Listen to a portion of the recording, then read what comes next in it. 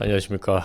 부산 잘 갔다 왔습니다. 이번에는 처음으로 비행기 타고 갔다 왔는데 나쁘지 않네요. 지금 클립 크리에이터 또 추가로 신청하고 있으니까 이번에도 도전합시다. 저도 지금 세 번째 신청하고 있는데 모르겠어요. 오히려 지금 되고 내년에 활동했을 때 더 좋은 이유가 뭐냐면 자꾸 행복 회로를 돌리는 건데 1기랑 2기 같은 경우는 지금 클립 크리에이터 되어봤자 막 엄청나게 이득이 되는 게 많이 없었거든요. 조회수가 많이 오른다 해서 내가 애드포스트 수입이나 추가적인 수입이 없었기 때문에 그냥 네이버에서 그 미션 수행하면은 주는 일반 비용이라든지 이런 것만 좀 받았는데, 내년부터는 목소리 왜 안 나오냐, 좀 감기 기운이 있어가지고, 내년부터는 만약에 이게 됐을 때 조회수에 따른 추가 수익이 왠지 있지 않을까. 그러니까 피드메이커도 지금 되신 분들 조회수가 막 몇천 이상, 만 이상 나오기 때문에 애드포스트 수익이 좀 쏠쏠한 걸로 알고 있는데, 클립 크리에이터도 아마도 그만큼 계속 밀지 않을까. 그래서 안 할 수는 없어요. 그냥 재미로라도 만들어서 일단 지원을 해보라,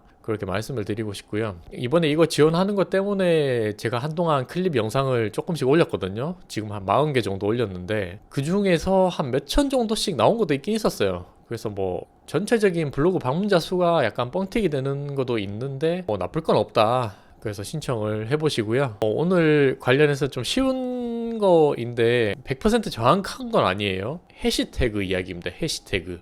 자, 네이버 블로그에서 해시태그란 어떤 존재인가, 이거에 대해서 좀 이야기를 해볼게요. 우리가 글 쓰고 나서 제일 마지막에 해시태그를 붙이잖아요. 인스타 같은 경우는 이 해시태그가 좀 많이 중요하다 보니까 해시태그를 막 덕지덕지 별의별 거를 많이 붙이는 사람들이 많은데, 블로그는 해시태그가 오히려 많이 붙이면 별로 안 좋아요. 왜냐하면 형태소라는 게 있습니다. 형태소. 그 단어 하나하나마다 그 어떤 의미를 지니고 있는가. 그러면은 우리가 자주 쓰는 그 형태소라는 게 거기랑 해시태그랑 이게 전부 다 형태소예요. 그러면 쓸데없는 해시태그를 많이 붙이면 이게 내 전체적인 글에서 알고리즘이 좀 약간 벗어나는 단어가 추가가 되기 때문에 그렇게 로직상으로는 좋지가 않다. 이게 말로 하기 조금 설명이 복잡할 수가 있는데, 뭐라 해야 될까?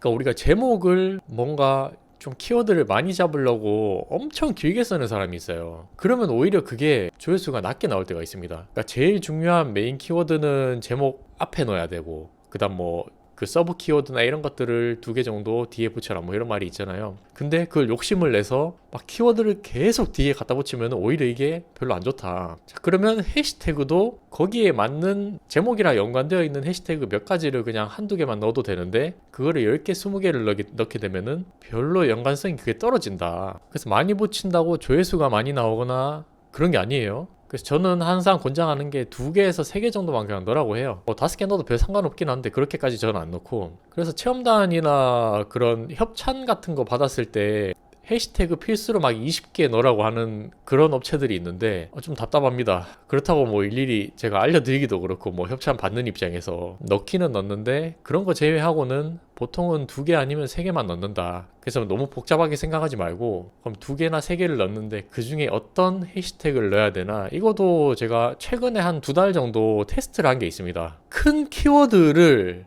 해시태그에 넣으세요. 짜잘한 거 말고, 예를 들어서 뭐 어디 을지로에 진짜 유명한 맛집이 만약에 청아옥이라고 있어요. 청아옥을 갔는데 막 글을 썼다. 해시태그에는 을지로 맛집, 그 다음 뭐 청아옥, 한 요 정도? 약간 더 포괄적인 개념으로 해시태그를 넣으면 좋은 게 그 광고 단가라고 있어요. 그리고 요거부터 먼저 얘기해야 되는데, 블로그에 내가 관련된 주제로 글을 쓰면은 당연히 네이버에서 비슷한 주제로 광고를 달아주긴 합니다. 그렇기 때문에 주제가 다른 사람들인데 조회수가 만약에 A라는 사람은 IT 블로거이고 B라는 사람은 맛집 블로거예요. 조회수가 둘 다 3천이 나오고 있는데 왜 IT 블로거가 애드포스트가 많냐? 이런 것들 때문이죠. 주제 자체가 다르기 때문에. 그리고 그 애드포스트 광고 단가가 있는 게 자동으로 붙습니다. 근데 맛집 같은 경우는 거의 광고 단가 있는 게 잘 안 붙어요. 그렇기 때문에 차이 나는 거고, 물론 경제나 이런 것들이 애드포스트 제일 비싼 이유도 광고주들이 네이버에 돈을 엄청 많이 주잖아요. 엄청 많이 내요. 그 어떤 키워드를 만약에 내가 선점을 하고 싶다라고 하면 네이버에 돈을 엄청나게 뿌리겠죠.